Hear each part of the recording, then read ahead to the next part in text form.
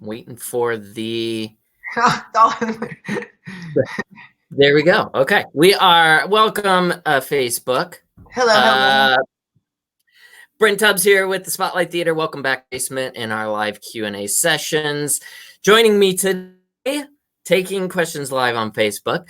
So be sure to share this with everybody. It's old friend of mine. We go way back. New York Times best-selling author, co-creator of # I Mom So Hard. Wow. Please welcome Kristin Hensley. Oh, thank you. That sounds so fancy when you say it. I know. Well, I was going to ask you, I don't think I would ever get rid of being introduced like that. Nobody ever introduces me like that. I'm a mother. No one? They're just like, that lady. That should be, I would think, part of like your writer. Like, you have to introduce me. I want a writer in my family. We're in quarantine, Brent. I would love a writer with these people. That's true.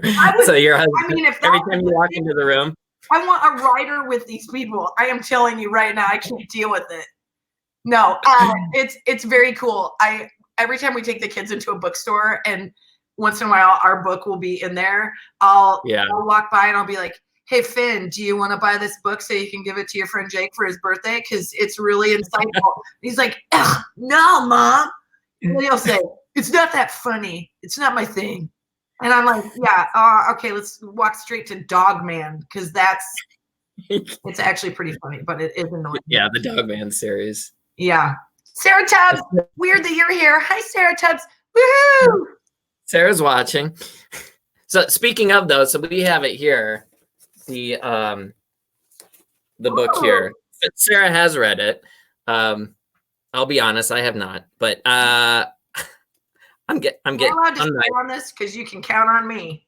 It's on my want to read list on Goodreads. Sure it is. Like, I was gonna say, some of it might be about. Well, that was gonna be my first question. When are we gonna see the husbands come on and do an episode of # I Die So Hard? I dad so hard. Did I say that right? You said I die so hard, and in my head, I was like, I get why he's going to that. Subliminal. It's really funny. I'll tell you this. We did do a video with the guys, and we should go back and find it.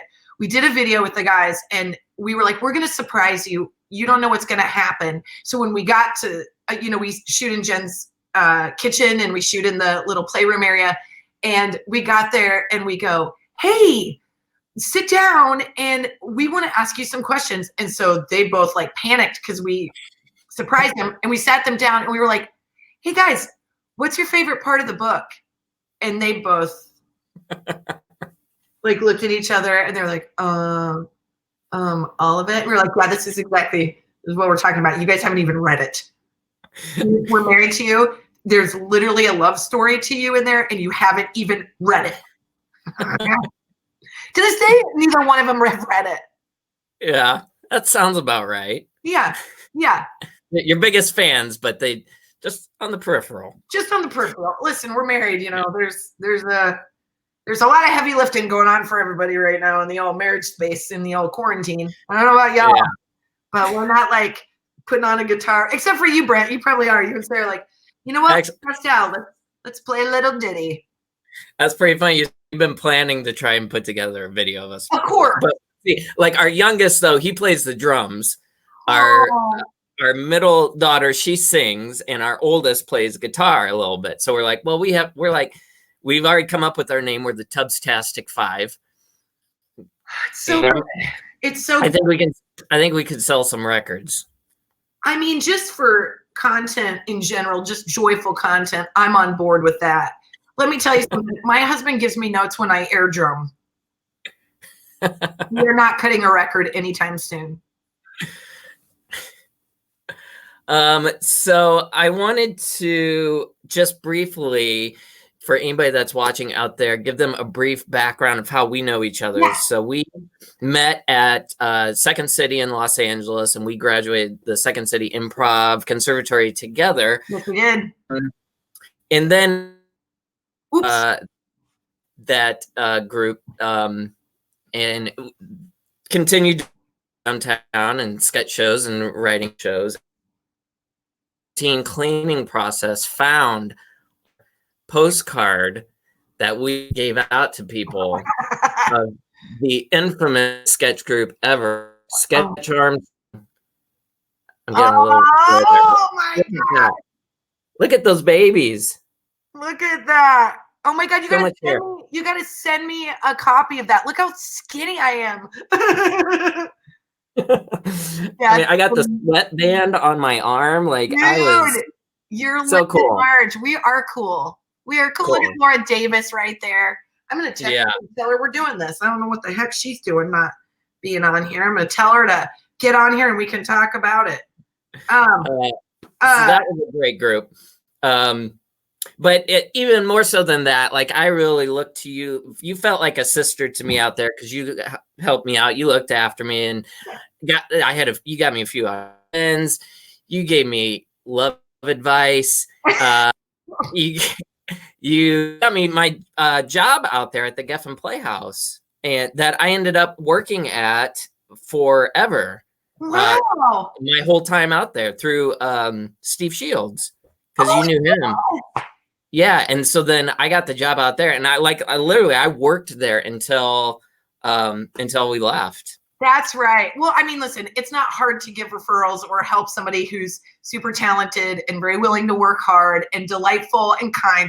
It's different if it's like a shitty cousin that you know you're gonna like regret the decision. I was like, Brent's a win for me. It just makes me look really smart and really good. So I felt like you're always been a very bright, shining light, and you just made everything we were doing creatively more fun. Oh, it felt like that's what, and like you're so talented. You've got more talent in your pinky than like my entire family has in all their pinkies. And now you have small pinkies that are like just as talented. It's like crazy. Well, and you know, so I was, as I was cleaning through that stuff, I was thinking about trying to remember some of the sketches and stuff that we did. And I know there's some that I hope never see the light of day. Yeah. Look, here's the thing. I think that anytime you're a creative person, you do things and you push the envelope. But I think that we had a really good time as a team. And I think that's the thing I take away from it. I just remember being like in Laura Davis's apartment and us like coming up with music lyrics and like laughing until it felt like our backs were going to break. And that's the thing I am most excited about. Yeah. That was a blast. Like all these people on the side. Can you see all the people? Like I see Jessica and Keisha and Leslie. Do you see those people? I do not. What? Go to live comments. Live comments. Do you see it? How come I can see it? I wonder. I'm on the. I can see it. Yeah, it tells me people watch. Oh yeah, Leslie. I know Leslie. Leslie and I were in a sketch group or an improv group called Weisenheimer here locally. Oh, I know that. Yeah. Brent had hair. Sketch. There's one sketch that I remember specifically between you and me that I really had to fight for because everybody felt like they were too smart for it. And it was I think you know. Yeah. Oh yeah. It's called the I Pooped sketch. Yeah. Kristin and pooped. Everybody was writing very heady material and very like driven and political material. And I decided that I would just write a sketch about two people on a date and he's serenading her and she doesn't want to be rude. So she has to go to the bathroom. So she just poops her pants. And she's yeah. No, just keep going. Just keep playing. Just keep playing. It's fine. I think the best line in that whole thing was when we broke out of it and we were trying to sell it to the group. And the best line, it was really funny when we did it in Laura's apartment. But Laura was not laughing at that sketch. In fact, everybody was so against it that I went and pitched it to, God rest his soul, Jay Leggett. And I said, I know everybody's supposed to do smart stuff, but I've got a funny sketch about pooping. And he was like, oh, Hensley. And I was like, I know it's going to be funny. I know. And it was. It was funny though. And that was the thing. It was such a contrast to everything else in that particular show where it was like, oh, that's really deep. Yeah. Here's a clear message. We're sitting here and then all of a sudden, yeah, I pooped. I brought down I flattened the curve on that. Yeah, you did flatten the curve. And I stood by it because I was like, I think that comedy can be a million different things and it doesn't have to be driven in one direction. And I just thought there's nobody better to do this with than Brent Tubbs. And I remember, do you remember the song? You were like, oh gosh, I don't. Like, I'm looking through the window. What is that? It was my favorite. I was singing about smelling the roses. Yeah, you were like, I open the window and I smell what is that? Yeah, what is that smell? It's like, it's probably garbage. I don't know. Oh man. Yeah, good times, man. Good times. So catch us up then on what has happened since then. I mean, I know, so that first video that the hashtag I'm Mom So Hard posted. Yes. I remember seeing it first pop up. And then to me, from the outside perspective, it seemed like the next day it had like 1 million views. It did. And well, I'll give you the short, fast version. So basically what happened is Jen and I were both obviously moms, and we had, my son was the oldest of all 4 of our kids. So it went my son, our daughter, and her son are 6 weeks apart. And then she has Delilah, who's 2 years younger. So it's like, two 4s and a 6 at any, whatever.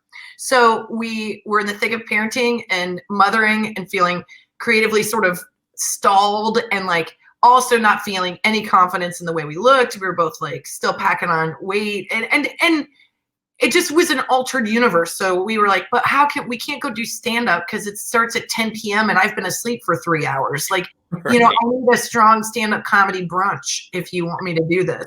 And so then we really we're very good friends, and we wanted to like establish a friendship or a creative experience that we really loved the people we were with, and we loved each other. Our husbands liked each other. So it felt like it would just be a really fun thing to do. And so we got together and we did a day of shooting, trying to figure out what it was that we were doing. And Jen forgot Delilah's name in an interview. And so that was like the comedy gods going, there's your shiny object. It's not about you being perfect, or like I had a big zit on my face, and we just like let it go after that. And then we showed that clip, and then we did a second video several weeks later because we had to figure out how to edit and how to like work all it. For the first 3 months, I had my personal phone number on Facebook just so everybody knows what you're dealing with. I had so many people calling me, asking me how to run tech on their computer. And I was like, I don't even know how you got my number. It just said, do you want a contact number? And I said, sure. So we did that video. And then that little clip, we didn't even have a Facebook page. So that's what you saw. And then we created a Facebook page. And within 2 or 3 days, we had over 1 million views. And we were like, what? On this little tiny thing? And so then we just started doing the videos. And by the third one, which was on hemorrhoids, so sexy, hey, we kind of already had a television deal going. It was a boulder rolling downhill. And then we obviously wanted to go meet all the moms that were supporting us. We were like, all of these women are so awesome. We need to have a big party. I don't know what. And then we were like, well, we're both comedians. We should do a live show of this. And then it became a tour, which was insane. And then we went on tour with our families, which was clinically insane. And we did it. The kids have great memories. That's all that matters. That's what's important, right? That's what's important. Building memories. I just remember pink eye and everything smelled bad. Well, that's what we keep saying through this whole thing. We're like, oh, these kids are going to remember this their whole life. It's like, yes, they will. And so will we. That's my biggest fear, because I feel like my daughter will take away like real positives of this experience, and my son will be like, all you did was yell. And I'm like, you know what? You had no picnic. All right, you're 9. It's not a glorious time. I don't get a real strong yes-ander as a son. I get a no butter, no but, no but, no but, no but. No. Because he's out. How old now? 9. 9. Yeah. That's You our get it? oldest. Yeah. Oh, our oldest is 12. And it's like the last 2 years have just been, whatever. Yeah. Ah, Oh, can you grab this? Oh, yeah. really? Yeah. Why? I don't want to eat this. Is this really what you made for dinner? I don't want it. Yeah, can you make me some real food? If our oldest had his way, he would have Culver's cheeseburgers for every meal for his entire life. Let's be honest, we all would. Well, yeah. They're just living like a gluttonous life, and we're telling them no, which sucks. But in all honesty, we would want that too. If I had a juicy fat cheeseburger kind of every night, I would be the happiest person on the planet. But I'm basically doing that now. I keep telling myself I'm just like putting on LBs for a roll, but I'm not. Like, it's just there. I don't know what part it is, but I'm trying really hard to get a part of somebody who needs to max out another 40 pounds. That's my diet plan. Yeah, you haven't been cast yet, but man, when you do, cast yet, but you guys wait. Yeah, it's gonna be the role of a lifetime. She looks like she ate herself. That'll be me. Your kids are so cute, Brent. I'm so proud of you. You got this wonderful family in this theater, and like I always say, you're living the departure dream that we all want. We're like, look at him. He's got this family and a theater and a house, and he seems happy. And his wife and him are so gooey lovey that I want to just strangle my husband more. Like, what's that life like? Departure fantasy. It's very dark behind closed doors. It is not. I don't buy it for a second. The love is real. I was there at the beginning of it. Yeah. That's real. Right. I remember that because when I first met Sara, there were a couple meetings we had where it was, so when are we going to meet her? When are you bringing her? Like, is she real? We need to see her. You were so in love. And you are in love. But like at that time, Laura Davis and I being like your bouncers were like, so where is she? We need to see her and then hang out with her and be friends. First, we need to judge her, and then we'll like her. We need to judge her, and then we need to hang out with her because she may not like us either. But there's 2 of us. Laura Davis is here. Laura Davis is here. She's like, there she is. So good right now. Oh, you guys. That lady, she's the naughty cat, that one. And she said she figured, what? Oh, wow. Okay, so here's the first question. Okay. I'm not sure how appropriate this is. Oh, boy. Jessica asked, my 9-year-old son asked, what happens if your penis gets cut off? During the quarantine. This was a question he asked during the quarantine. #quarantine questions. I'm not so sure we can answer that.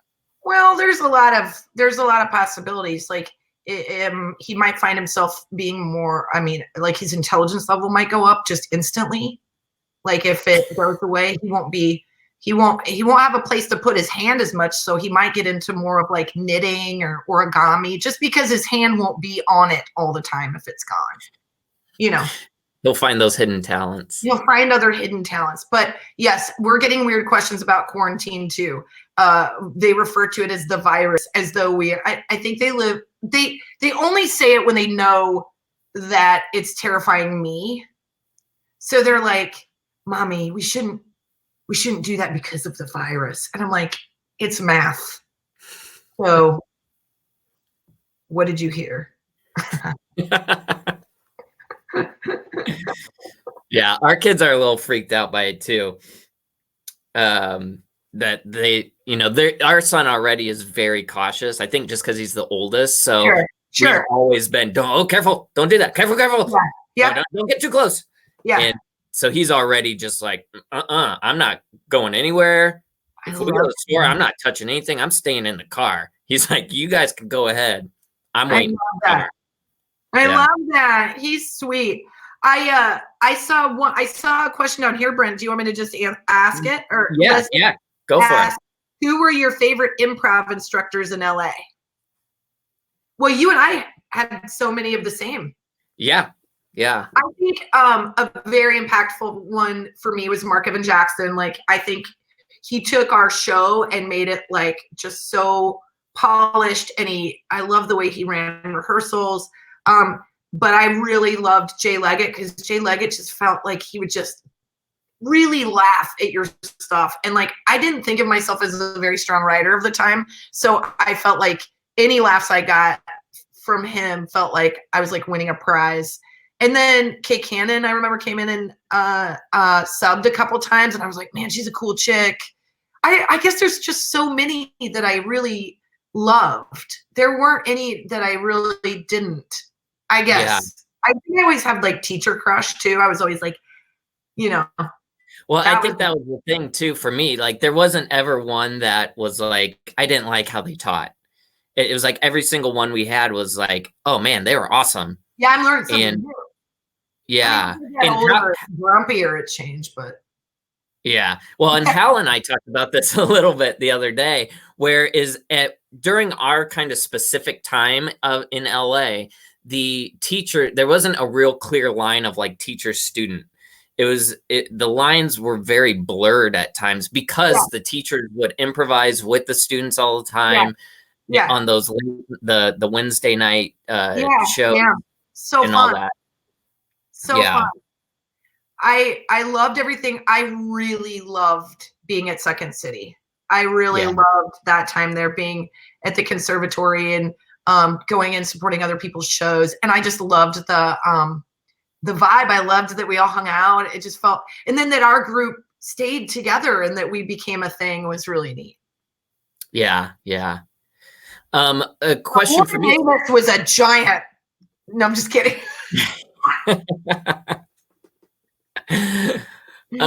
The question for you, so is I imagine your life is pretty much engulfed in I Mom So Hard, but do you guys ever how much, I guess, do you guys perform outside of that right now?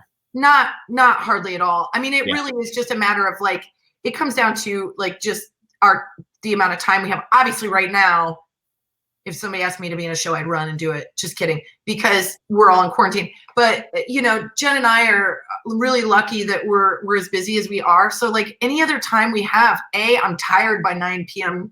and 2, like you want to spend it with your family. Yeah. That is not my opinion right now, but it will be when all this goes away. I'll hide in a closet for a good 2 hours right now.